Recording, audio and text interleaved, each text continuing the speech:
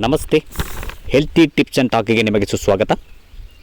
ಬೇಸಿಗೆ ಸ್ಟ್ರೋಕ್ ಅಥವಾ heat stroke ಅಥವಾ ಶಾಖಾಘಾತ, ಇದು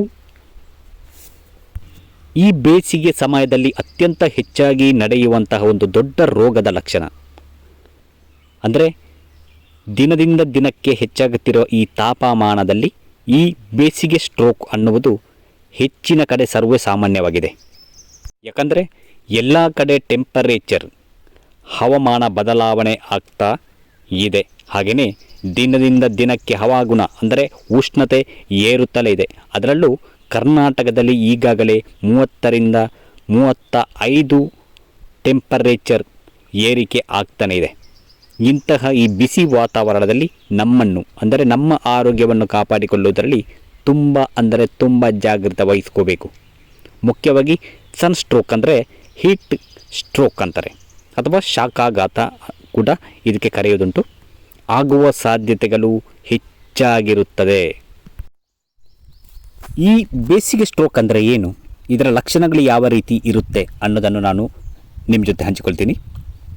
ಇದರ ಮುಖ್ಯ ಲಕ್ಷಣಗಳು ಯಾವ ರೀತಿ ಇರುತ್ತೆ ಅಂದರೆ ತಲೆ ತಿರುಗುವುದು, ಹಾಗೆಯೇ ಕನ್ಫ್ಯೂಷನ್ ಅಂದರೆ ಒಂಥರ ಗೊಂದಲ ಉಂಟಾಗುವುದು ಅಥವಾ ಕಸಿಬಿಸಿ ಆಗುವುದು, ಪ್ರಜ್ಞಾಹೀನರಾಗುವುದು ಅಥವಾ ನಾಡಿ ಪಲ್ಸ್ ಇದೆಯಲ್ಲ ಅದು ಕ್ಷೀಣ ಆಗುವುದು, ಯಾವ ಮಾಮೂಲಿ ಇರುವುದಕ್ಕಿಂತ ಕ್ಷೀಣ ಆಗುವುದು. ಹಾಗೆಯೇ ದೇಹವು ವಿಪರೀತ ಬೆವರುವುದು, ಮಾಮೂಲಿ ಬೆವರುವುದು ಇರುತ್ತೆ ನಾರ್ಮಲ್ ಆಗಿ, ಅದಕ್ಕಿಂತ ಹೆಚ್ಚಾಗಿ ಬೆವರುವುದು ಅಥವಾ ದೇಹದ ಬಣ್ಣ ಸ್ವಲ್ಪ ನೀಲಿ ಬಣ್ಣದ ಥರ ಕಾಣುವುದು, ದೇಹ ಒಂದೊಂದು ಸಲ ತಂಪಾದ ಅನುಭವವನ್ನು ಹೊಂದುವುದು ಅಥವಾ ಆಗಾಗ್ಗೆ ತಲೆನೋವು ಉಂಟಾಗುವುದು. ಇದೆಲ್ಲ ಈ ಬೇಸಿಗೆ ಸ್ಟ್ರೋಕ್ ಆಗುವಂತಹ ಒಂದು ಲಕ್ಷಣಗಳು. ಇದೆಲ್ಲ ಸಾಮಾನ್ಯವಾಗಿ ನಡೆಯುವಂತಹ ಲಕ್ಷಣಗಳಾದರೆ ಕೆಲವರಿಗೆ ಇನ್ನೂ ಸ್ವಲ್ಪ ಜಾಸ್ತಿಯಾಗಿ ಕೆಲವೊಂದು ಸಮಸ್ಯೆಗಳು ತಲೆದೂರಬಹುದು. ಅದು ಯಾವ ರೀತಿ ಅಂದರೆ BP ಇರುತ್ತಲ್ಲ, BP ಸಡನ್ನಾಗಿ ಕಡಿಮೆ ಆಗುತ್ತೆ. ಹಾಗೆಯೇ ಒಂದೊಂದು ಸಲ ಸಡನ್ನಾಗಿ ಪಿಟ್ಸ್ ಬರೋ ಥರ ಸಂಭವವನ್ನು ಕೂಡ ಈ ಬೇಸಿಗೆ ಸ್ಟ್ರೋಕಲ್ಲಿ ಬರುತ್ತೆ. ಈ ಬೇಸಿಗೆ ಕಾಲದಲ್ಲಿ ಅಂದರೆ ಈ ಉಷ್ಣಾಂಶ ಜಾಸ್ತಿಯಾಗಿ ಕೆಲವರಿಗೆ ಸಡನ್ನಾಗಿ ಪಿಟ್ಸ್ ಬಂದುಬಿಡುತ್ತೆ. ಹಾಗೆ ಈ ಪಿಟ್ಸ್ ಜಾಸ್ತಿ ಆಗಿಬಿಟ್ಟು ಕೋಮಕ್ಕೂ ಹೋಗುವ ಸಂಭವ ಹೆಚ್ಚಿರುತ್ತೆ. ಆದ್ದರಿಂದ ನಾವು ಎಚ್ಚರಿಕೆಯಿಂದ ಇರಲೇಬೇಕಾಗುತ್ತೆ. ಇದೆಲ್ಲ ಸನ್ಸ್ಟ್ರೋಕ್ನ ಇನ್ನೊಂದು ಲಕ್ಷಣಗಳಾಗಿವೆ. ಈ ಸಮಸ್ಯೆ ಬಂದಾಗ ಯಾವ ರೀತಿ ನಾವು ಮುನ್ನೆಚ್ಚರಿಕೆ ಅಥವಾ ಈ ಸಮಸ್ಯೆ ಬಂದಾಗ ಯಾವ ರೀತಿ ನಾವು ಸ್ವಯಂ ಚಿಕಿತ್ಸೆ ಅಥವಾ ಮನೆಮದ್ದುಗಳ ಮೂಲಕ ನಾವೇ ಹರಿಸ್ಕೋಬಹುದು ಅಥವಾ ಮುನ್ನೆಚ್ಚರಿಕೆ ವಹಿಸ್ಕೋಬಹುದು ಅನ್ನೋದನ್ನು ನಾವೀಗ ನೋಡೋಣ.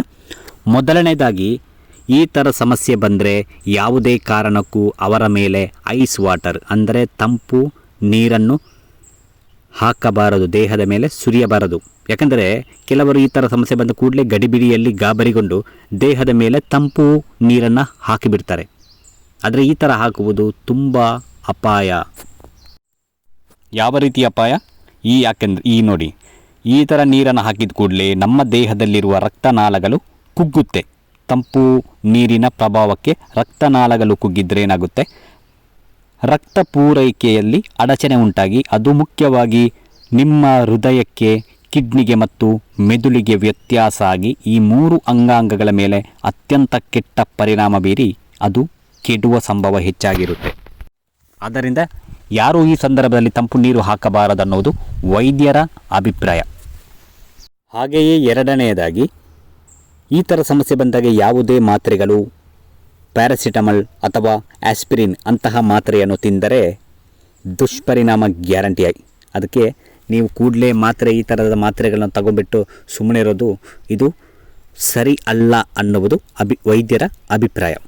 ಯಾಕಂದರೆ ಈ ಥರದ ಮಾತ್ರೆಗಳನ್ನು ತಿಂದ ಕೂಡಲೇ ನಿಮ್ಮ ದೇಹದಲ್ಲಿರುವ ತಾಪಮಾನ ಸಡನ್ನಾಗಿ ಕಡಿಮೆ ಆಗುತ್ತೆ.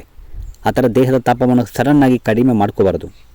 ಅದು ಇನ್ನೊಂದು ರೀತಿಯ ಅಡ್ಡ ಪರಿಣಾಮ ದೇಹದ ಮೇಲೆ ಬೀರುತ್ತೆ. ಅದರಿಂದ ನೀವು ಮಾತ್ರೆಗಳು ಅಥವಾ ಪ್ಯಾರಾಸಿಟಮಲನ್ನು ಸಡನ್ನಾಗಿ ತಿಂದು ಬಿಡೋದು ಒಂದು ಉತ್ತಮವಾದ ಪರಿಹಾರ ಅಲ್ವೇ ಅಲ್ಲ.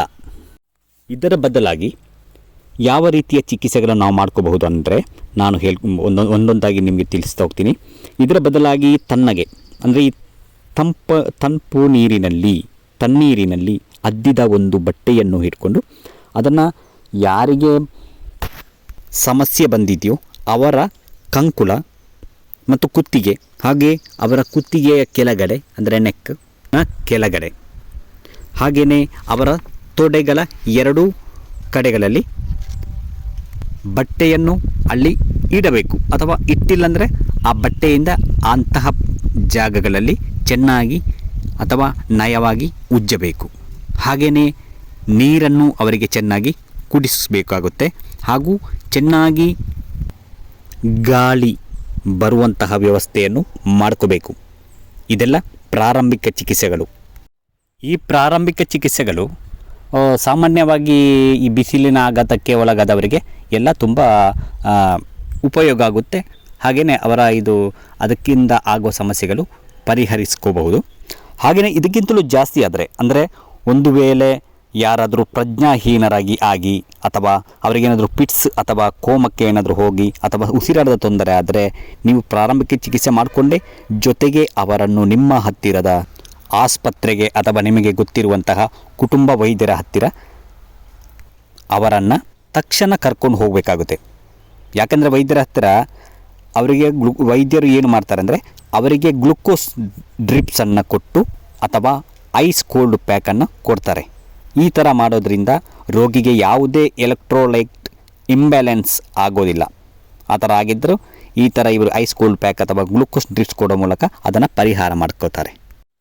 ಈ ಬೇಸಿಗೆ ಸ್ಟ್ರೋಕು ಅಥವಾ ಶಾಖಾಘಾತ ಉಂಟಾಗದಂತೆ ನಾವು ಯಾವ ರೀತಿ ಮುನ್ನೆಚ್ಚರಿಕೆ ವಹಿಸ್ಕೋಬಹುದು ಅನ್ನೋದನ್ನು ನಾನೀಗ ನಿಮ್ಮ ಜೊತೆ ಹಂಚಿಕೊಳ್ತೀನಿ. ಅಂದರೆ ಇದಕ್ಕೆ ಒಳಗಾಗದಿದ್ದರೆ ನಾವು ಕೆಲವೊಂದು ನಿಯಮಗಳನ್ನು ಪಾಲಿಸ್ತಿದ್ರೆ ಇಂತಹ ಸಮಸ್ಯೆ ನಮಗೆ ಬರುವಂಥ ಅವಕಾಶನೇ ಇರೋಲ್ಲ. ಅದು ಯಾವ ರೀತಿ ಅಂದರೆ, ಮುಖ್ಯವಾಗಿ ನೀವು ಬೆಳಿಗ್ಗೆ 6ರಿಂದ 12ರ ಒಳಗೆ ಹೊರಗಿನ ಕೆಲಸವನ್ನು ಮುಗಿಸಿಕೊಂಡು ಒಳ ಸೇರ್ಕೋಬೇಕಾಗುತ್ತೆ. ಏನಾದರೂ ಹೊರಗಡೆ ಕೆಲಸ ಇದ್ದರೆ, ಹೆಚ್ಚಿನವರು ಇದ್ದೇ ಇರುತ್ತೆ, ತೋಟದ ಕೆಲಸ ಆಗಲಿ ಅಥವಾ ಬೇರೆ ಕೆಲಸ ಆಗಲಿ, ಓಡಾಟ ಯಾವುದೇ ಇದ್ದರೂ ಸಾಧ್ಯವಾದಷ್ಟು ಬೆಳಿಗ್ಗೆ 6ರಿಂದ 12ರ ಒಳಗೆ ಬೇಸಿಗೆ ಸಮಯದಲ್ಲಿ ಮುಗಿಸೋಕೆ ಪ್ರಯತ್ನ ಮಾಡಲೇಬೇಕು. ಮುಖ್ಯವಾಗಿ ವೃದ್ಧರು ಮತ್ತು ಕೆಲವೊಂದು ಕಾಯಿಲೆಗಳಂದರೆ BP, ಡಯಾಬಿಟಿಸ್ ಇರುವವರು ಈ ಬಿರು ಬಿಸಿಲಿಗೆ ಅವರನ್ನು ಒಡ್ಕೊಳ್ಳೇಬಾರದು. ಈ ಥರ ಕೆಲಸ ಅಂದರೆ 12ರಿಂದ 3 ಗಂಟೆ ತನಕ ಸಾಧ್ಯವಾದಷ್ಟು ಹೊರಗಡೆ ಕೆಲಸ ಮಾಡುವುದನ್ನು ತಪ್ಪಿಸ್ಕೋಬೇಕಾಗುತ್ತೆ. ಹಾಗೆಯೇ ನೀರಿನಂಶ ಇರುವಂತಹ ಹಣ್ಣುಗಳು ಅಂದರೆ ಕಲ್ಲಂಗಡಿ, ಕರಬೂಜ ಹಣ್ಣು ಹಾಗೂ ಯಥೇಚ್ಛವಾಗಿ ಎಳನೀರನ್ನು ತೆಗೆದುಕೊಳ್ಳಬೇಕು. ಯಾಕಂದರೆ ಇದರಿಂದ ಬಿಸಿಲಿನ ಹೊಡೆತದಲ್ಲಿ ಬರುವಂತಹ ಈ ಶಾಖಾಘಾತ ಕಡಿಮೆ ಆಗುವುದು. ಶಾಖಾಘಾತ ಬರೋದೇ ಇಲ್ಲ, ಅಂದರೆ ಬಂದರೂ ಅದನ್ನು ತಡ್ಕೊಳ್ಳುವಂತಹ ಶಕ್ತಿ ದೇಹದಲ್ಲಿ ಇರುತ್ತೆ. ಹಾಗೆಯೇ ಸಾಧ್ಯವಾದಷ್ಟು ಮುಕ್ತವಾಗಿ ಗಾಳಿ ಬೀಸುವಂಥ ಸ್ಥಳದಲ್ಲಿ ನಾವು ಇರಲು ಪ್ರಯತ್ನ ಪಡಬೇಕು. ಅಂದರೆ ನಾವು ಕೆಲಸ ಮಾಡುವ ಸ್ಥಳ ಆಗಲಿ ಅಥವಾ ಯಾವುದೇ ನಾವು ಮಲಗುವ ಕೋಣೆ ಆಗಲಿ ಅಥವಾ ನಾವು ಏನೇ ಮಾಡಿದರೂ ಅಲ್ಲಿ ಮುಕ್ತವಾಗಿ ಗಾಳಿ ಬೀಸ್ತಾ ಇರಬೇಕು. ಹೊರಗಿನ ಊಟ, ಜಂಕ್ ಫುಡ್ಡು ಸಾಧ್ಯವಾದಷ್ಟು ಕಡಿಮೆ ಮಾಡ್ಕೋಬೇಕಾಗುತ್ತೆ ಈ ಬೇಸಿಗೆ ಸಮಯದಲ್ಲಿ ಮುಖ್ಯವಾಗಿ. ಹಾಗೆಯೇ ನೀರಿನ ಪ್ರಮಾಣವನ್ನು ಅತ್ಯಧಿಕವಾಗಿ ದೇಹದಲ್ಲಿ ಹೆಚ್ಚಿಸಿಕೊಳ್ಬೇಕಾಗುತ್ತೆ. ನಿರ್ಜಲೀಕರಣ ಯಾವುದೇ ರೀತಿಯಲ್ಲೂ ಆಗ್ತಾ ಇರಬಾರ್ದು. ಈ ಥರದ ಅವಶ್ಯಕವಾದ ಮುನ್ನೆಚ್ಚರಿಕೆ ತೆಗೆದುಕೊಳ್ಳುವುದರಿಂದ ಈ ಬೇಸಿಗೆಯಲ್ಲಿ ಆಗುವಂತಹ ಎಲ್ಲ ಸಮಸ್ಯೆಗಳಿಂದ ನಮ್ಮ ದೇಹವನ್ನು ರಕ್ಷಿಸಿಕೊಳ್ಬಹುದು. ಎಲ್ಲರಿಗೂ ಒಳ್ಳೆಯದಾಗಲಿ. ನನ್ನ ಈ ಮಾಹಿತಿ ಇಷ್ಟ ಆಗಿದ್ದರೆ ದಯವಿಟ್ಟು ಒಂದು ಲೈಕ್ ಕೊಟ್ಕೊಂಡು ಹಾಗೆ ನನ್ನ ಚಾನೆಲ್ನ ಸಬ್ಸ್ಕ್ರೈಬ್ ಮಾಡೋದನ್ನು ದಯವಿಟ್ಟು ಮರಿಬೇಡಿ. ಬಾಯ್ ಬಾಯ್, ಟೇಕ್ ಕೇರ್.